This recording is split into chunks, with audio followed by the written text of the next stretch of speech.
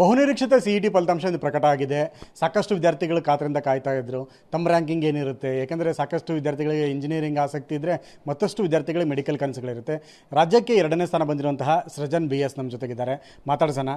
ಮೊದಲೇದಾಗಿ ಎಷ್ಟು ಖುಷಿ ಆಗ್ತಿದೆ? ತುಂಬ ಖುಷಿ ಆಗ್ತಿದೆ. ನಮ್ಮ ಪೇರೆಂಟ್ಸ್ಗೂ ಎಲ್ರಿಗೂ ತುಂಬ ಖುಷಿಯಾಗಿದೆ. ಎಕ್ಸ್ಪೆಕ್ಟ್ ಮಾಡಿರಲಿಲ್ಲ, 10ರೊಳಗೆ ಅಂತ ಎಕ್ಸ್ಪೆಕ್ಟ್ ಮಾಡಿದ್ದೆ, 2 ಬರ್ತದೆ ಅಂತ ಎಕ್ಸ್ಪೆಕ್ಟ್ ಮಾಡಿರಲಿಲ್ಲ. ನಮಗೂ ಶಾಕು. ಓಕೆ, ಹೀಗೆ ಸ್ಟಡಿ ಮಾಡಿದ್ದೀರಿ ಮತ್ತು ಸ್ಟೇಟ್ ಸಿಲೆಬಸ್ ಅಲ್ವಾ ತಮ್ಮದು? ಹೌದು. ಸ್ಟಡಿ ಪ್ರಕಾರ ಹೋದರೆ ಓದೋದು, ಹಾರ್ಡ್ ವರ್ಕ್ ಮಾಡೋದು ಇಂಪಾರ್ಟೆಂಟ್. ಪ್ರತಿದಿನ ಓದಬೇಕು, ಕನ್ಸಿಸ್ಟೆಂಟ್ ಆಗಿರಬೇಕು, ನಿರಂತರವಾಗಿ ಓದ್ತಾ ಇರಬೇಕು. ಗೋಲ್ ಏನಿದೆ ತಲೆಯಲ್ಲಿ ಇಟ್ಕೊಂಡು ಅದಕ್ಕೆ ತಕ್ಕಂತೆ ಓದಬೇಕು. ಈಗ ರಾಜ್ಯಕ್ಕೆ 2ನೇ ರ್ಯಾಂಕ್ ಬಂದಿದ್ದೀರಾ. ಮೆಡಿಕಲ್ ಬಗ್ಗೆ ಹೋಗೋದಕ್ಕೂ ಕೂಡ ಅವಕಾಶ ಇದೆ. ಯಾಕೆಂದರೆ ಒಳ್ಳೆ ರ್ಯಾಂಕ್ ಬಂದಿರೋದ್ರಿಂದ ಮೆಡಿಕಲ್ ಹೋಗ್ಬೇಕಂತ ಆಸೆನಾ ಅಥವಾ ಇಂಜಿನಿಯರಿಂಗ್ ಮಾಡಬೇಕಂತ ಆಸೆನಾ? ಇಂಜಿನಿಯರಿಂಗ್ ಆದರೆ ಯಾವ ಸ್ಟ್ರೀಮ್? ನಂದು ಮೆಡಿಕಲ್ ಬಯಾಲಜಿ ನಾನು ಓದಿಲ್ಲ, ಕಂಪ್ಯೂಟರ್ ಸೈನ್ಸ್ ಸ್ಟೂಡೆಂಟ್ ನಾನು.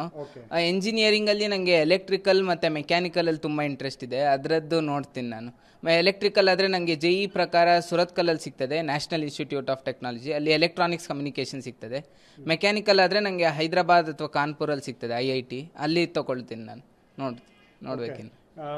2ನೇ ರ್ಯಾಂಕ್ ಬರೋದಕ್ಕೆ ಎಷ್ಟು ಹಾರ್ಡ್ ವರ್ಕ್ ಹಾಕಿದ್ರಿ, ಜೊತೆಗೆ ಹೇಗೆ ಅಭ್ಯಾಸ ಮಾಡ್ತಾಯಿದ್ರಿ? ಅದರಲ್ಲೂ ಪ್ರಮುಖವಾಗಿ CETಯಲ್ಲಿ 2ನೇ ರ್ಯಾಂಕು 3,36,000 ವಿದ್ಯಾರ್ಥಿಗಳು ಹಾಕಿದ್ರು, 3,09,000 ವಿದ್ಯಾರ್ಥಿಗಳು ಬರೆದಿದ್ದಾರೆ.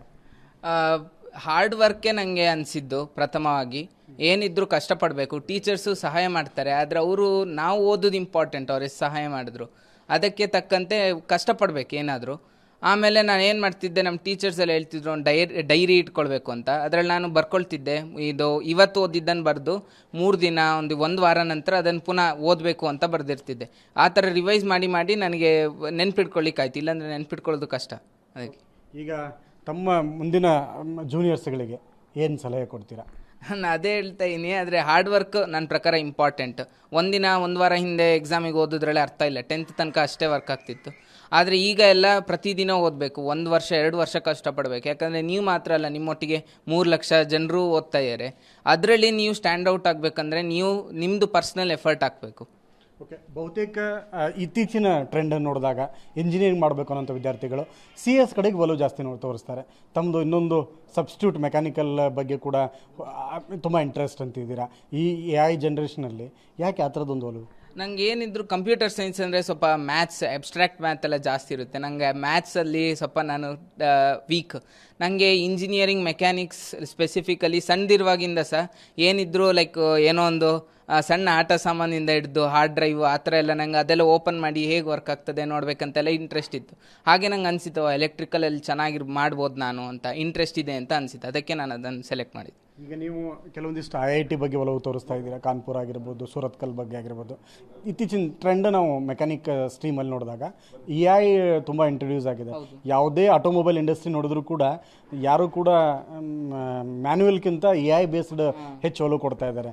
ಇದನ್ನು ನೋಡಿದಾಗ ಏನನ್ಸುತ್ತೆ? ಆ ಥರದ ಕ್ಷೇತ್ರಕ್ಕೆ ಒಲವು ಜಾಸ್ತಿನಾ? ನನಗೆ AI ಕ್ಷೇತ್ರಕ್ಕೆ ನಂಗೆ ಅಷ್ಟೇನು ಆಸಕ್ತಿ ಅಂತ ಹೇಳಲಿಕ್ಕೆ ಏನಿಲ್ಲ. ಏನಿದ್ರು ನನಗೆ ಫೀಲ್ಡ್ ಜಾಬ್ ಅಂತ ಇರ್ತದೆ, ಅದು ನಂಗೆ ಇಂಟ್ರೆಸ್ಟ್ ಇರೋದು, ಅದಕ್ಕೆ ತಕ್ಕಂತೆ ನಾನು ತೊಗೊಳ್ತೀನಿ. ಕೋಚಿಂಗ್ ಎಲ್ಲ ಹೋಗ್ತಾ ಇದ್ದೀರಾ? ಇಲ್ಲೇ ದೀಕ್ಷಾದ್ರಲ್ಲಿ ಏನು ಮಾಡ್ತಿದ್ರು, ಕಾಲೇಜು ಮತ್ತು ಕೋಚಿಂಗ್ 2 ಒಂದೇ ಕ್ಲಾಸಲ್ಲಿ ಮಾಡ್ತಿದ್ರು. ಎವ್ರಿ ಫ್ರೈಡೇ ಬೋರ್ಡ್ PU ಟೆಸ್ಟ್ಗಳು ಕೊಡ್ತಿದ್ರು.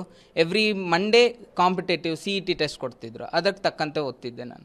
ಓಕೆ, ಈ ಥರದ CET ಅಂತ ಪ್ಲಾಟ್ಫಾರ್ಮ್ಗಳಲ್ಲಿ 2ನೇ ರ್ಯಾಂಕ್ ಬರೋದಕ್ಕೆ ಈ ಕೋಚಿಂಗ್ ಜೊತೆಗೆ ಸೆಲ್ಫ್ ಸ್ಟಡೀಸ್ ಮತ್ತು ಕಾಲೇಜ್ನ ಇನ್ಪುಟ್ ಮತ್ತು KE ಕೊಡುವಂಥ ಔಟ್ಪುಟ್ಸ್ ಎಷ್ಟು ಇಂಪಾರ್ಟೆಂಟ್?